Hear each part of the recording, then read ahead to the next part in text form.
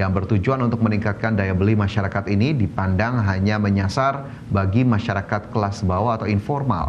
Pemerintah saat ini sudah menjadi pemegang saham utama PT Freeport Indonesia dengan kepemilikan saham 51%.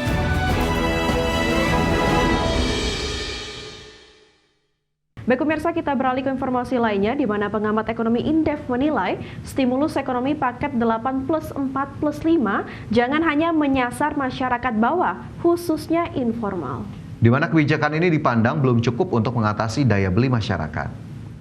Pengamat ekonomi Indef Eko Listianto menilai akselerasi paket stimulus ekonomi pemerintah yang bertajuk 8+4+5 yang bertujuan untuk meningkatkan daya beli masyarakat ini dipandang hanya menyasar bagi masyarakat kelas bawah atau informal. Sehingga untuk meningkatkan peran dalam mendukung pertumbuhan ekonomi diperlukan kebijakan lain, khususnya mendorong swasta dan industri guna memastikan pertumbuhan ekonomi lebih baik.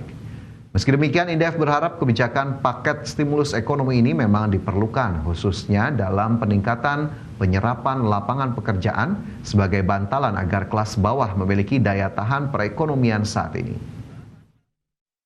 Satu yang paling harus segera dilakukan oleh pemerintah adalah terkait dengan meningkatkan penyerapan tenaga kerja, memberikan lapangan pekerjaan, dan dengan 8+4 ini saya rasa langsung menyasar kepada upaya penciptaan lapangan kerja, walaupun itu mungkin masih sifatnya adalah sektor yang informal, tapi setidaknya ini bisa menjadi bantalan supaya kelas bawah bisa lebih memiliki daya tahan ya terhadap situasi perekonomian saat ini yang kecenderungannya memang sedang menurun begitu, sehingga kita harapkan selain dari paket 8+4 ini juga dilakukan upaya-upaya pembenahan. Masih di Prime Market Highlight pemirsa, Menteri SDM Bahlil Lahadalia membuka kemungkinan bahwa pemerintah akan meminta tambahan saham PT Freeport Indonesia lebih dari 10%. Tambahan ini naik dari sebelumnya yang hanya 10%. Pemerintah saat ini sudah menjadi pemegang saham utama PT Freeport Indonesia dengan kepemilikan saham 51%. Namun dengan rencana penambahan lebih dari 10% ini, maka minimal saham negara di Freeport akan menjadi 61%. Menurut Bahlil, pembelian saham Freeport lebih dari 10% tidak mahal, sebab valuasi asetnya juga sudah tak terlalu besar. Dan tadinya awalnya kan kita sepakat untuk penambahan saham 10% Freeport. Tapi tadi berkembang negosiasi yang insya Allah katanya lebih dari itu. Nah, saya diminta untuk bisa melakukan komunikasi percepatan, dan kalau itu sudah fix, insya Allah Freeport akan kita mempertimbangkan untuk. Pemirsa, aktivitas tambang nikel milik PT GAG Nikel di Raja Ampat kembali beroperasi. Gubernur Papua Barat Daya Elisa Kambu mengaku pasrah dengan keputusan pemerintah pusat dan meminta kewajiban perusahaan dalam reklamasi dan tanggung jawab sosial harus dijalankan.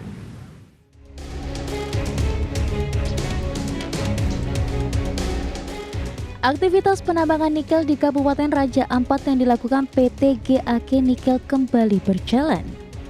Sejak 3 September 2025, pemerintah pusat memberikan lampu hijau bagi PT GAG Nikel untuk melanjutkan operasinya.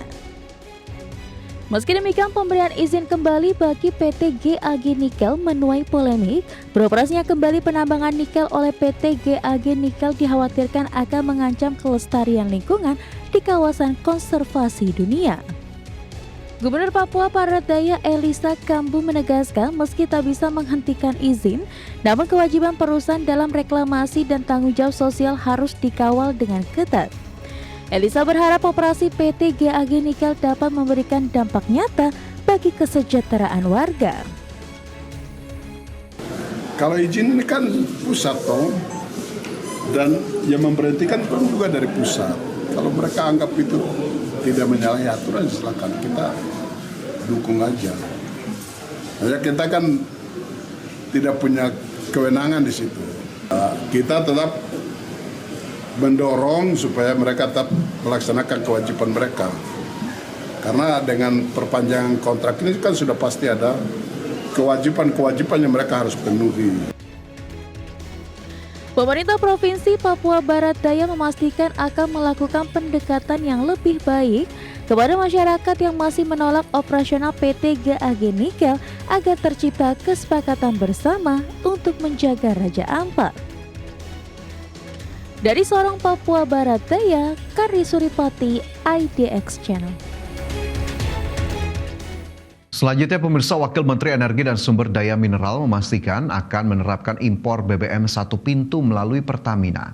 Langkah ini guna mengatasi masalah kekosongan BBM yang ada di sejumlah SPBU swasta. Wamen SDM Yuliot Tanjung memastikan Pertamina akan menjadi pintu utama dalam penerapan impor BBM alias impor satu pintu.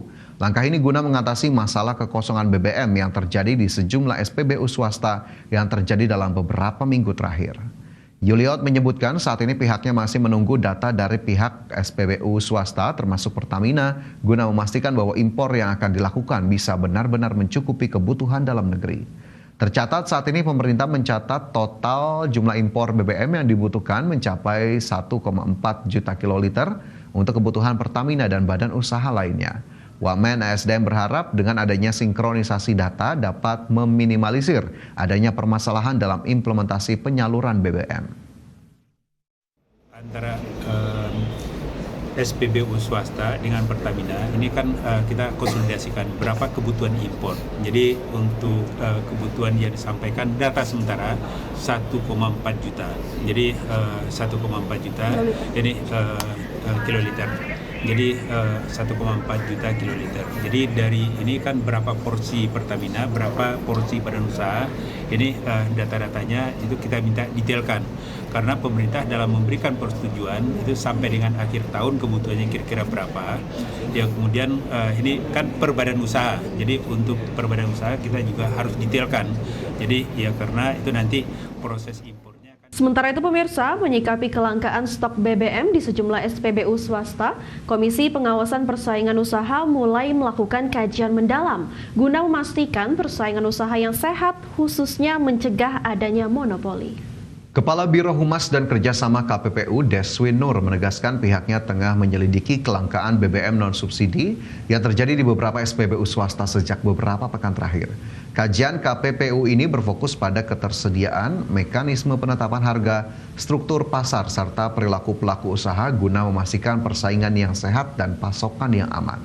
Selain itu, KPPU juga sudah berkoordinasi dengan Kementerian Energi dan Sumber Daya Mineral, termasuk mengumpulkan data dengan memanggil Pertamina serta badan-badan usaha swasta yang menyalurkan BBM non-subsidi.